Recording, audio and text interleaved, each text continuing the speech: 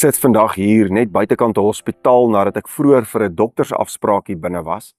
En toe ek hier binne was, het ek gesit en die mense dopgehou wat op en af in die hospitaalgang gestap het. En ek het weer iets beleef van daardie vreemde spanning tussen hoop en hartseer wat langs mekaar in dieselfde gang leef. Party mense stap vinnig en opgewonde, waarskynlik omdat hulle eerste kind gebore is. Ander mense stap stadig met rooi gehuilde oë, omdat hulle sopas slegte nuus ontvang het. Ander mense is weer vinnig en bekommerd op pad, omdat hulle geliefdes onverwags in die hospitaal opgeneem is.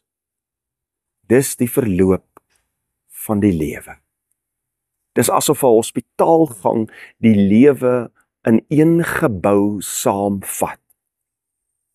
Die woorde, alles gaan reg wees, en ons het alles probeer, word slegs meters uit mekaar gefluister. Dis die verloop van die lewe.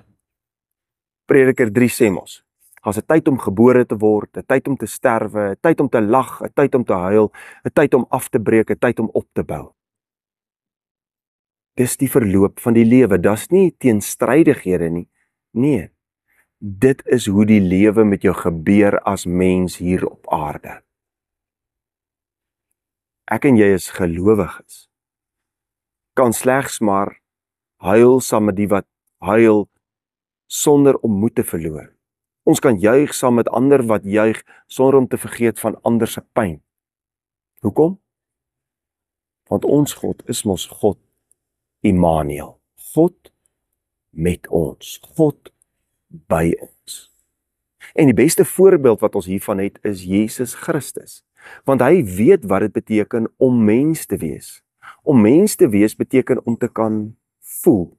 Hy huil dan saam met Lazarus se familie oor sy afsterwe, alhoewel hy weet hy gaan hom nou wakker maak.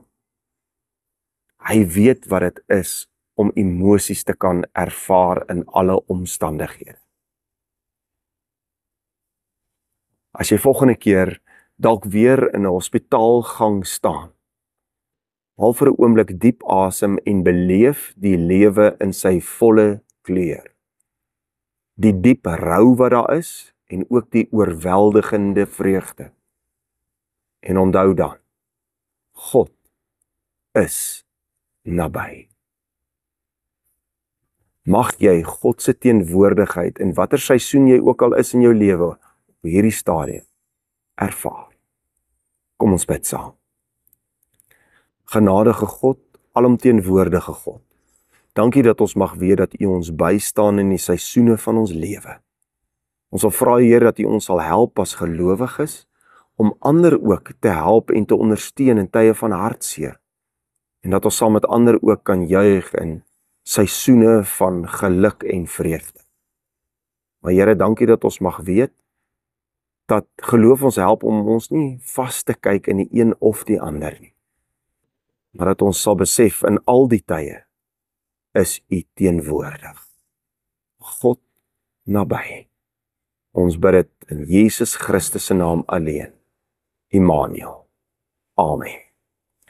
Dankie dat jy vandag weer ingeskakel het by die kerk aanlyn. Indien dit vir jou moontlik is, jy weet al, deel hierdie evangelie met ander.